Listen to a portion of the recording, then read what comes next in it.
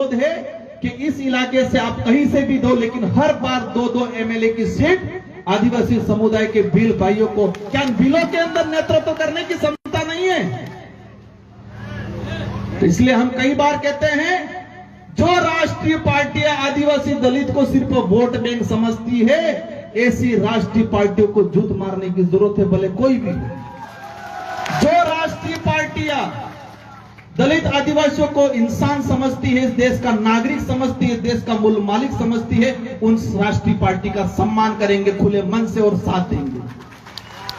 और जो धर्म भी आदिवासी दलित को अछूत समझता है, कहता है पैरों से पैदा हुए हैं, ऐसे धर्मों को भी लात मारने की जरूरत है। इस मानसिक गुलामी से निकलना है।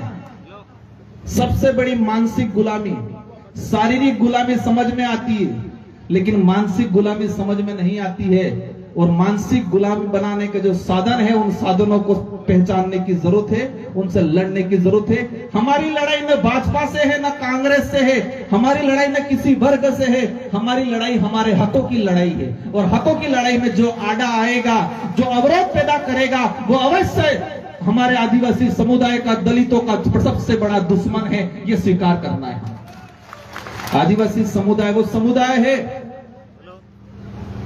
कभी भी इतना बाहुल्य रहा, राज कहा, लेकिन राज किया, लेकिन किसी पे अत्याचार नहीं किया। इतिहास में आप पढ़ने जाओ, आदिवासी भील राजा रहे, किसी के साथ शोषण नहीं किया, किसी के साथ अत्याचार नहीं किया। अतिथि देवो भव, ये शब्द जो आया है, वो आदिवासी समुदाय की जीवन शैली से निकल के आया है। अतिथि देवो भव, जो विश्व में हमारे देश के प्रधानमंत्री जी जब जाते हैं, क्या कहते हैं कि उस देश से आते हैं ये प्रधानमंत्री जी जहां पर अतिथि देवो भव, मतलब मेहमान है वो भगवान बराबर है। इस संबोधन के नाम से हमारे मोदी जी को बुलाया जाता है, लेकिन ये शब्द का आया कहां से? वो आदिवासी जीवन शैली से आया। और उसका आज भी उदाहरण गांवों में मिलता है। आप शहर में जाओगे, अनजान बन के दरवाजा खटखटाओगे, तो वो निकल के पूछेगा, कौन हो भाई, क्या काम है, क्या नाम है? और आदिवासी समुदाय के घरों में जाओगे अनजान बन के, तो पहले बिठाएगा, पानी पिलाएगा, चाय पिलेगा, फिर पूछेगा आपका नाम क्या है, काम क्या है।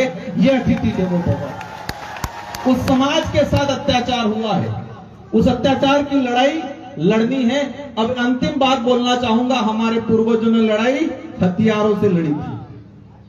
हमारे पूर्वजों ने लड़ाई हथियारों से लड़ी थी, फिर धीरे धीरे जबानों से लड़ने लगे, और आज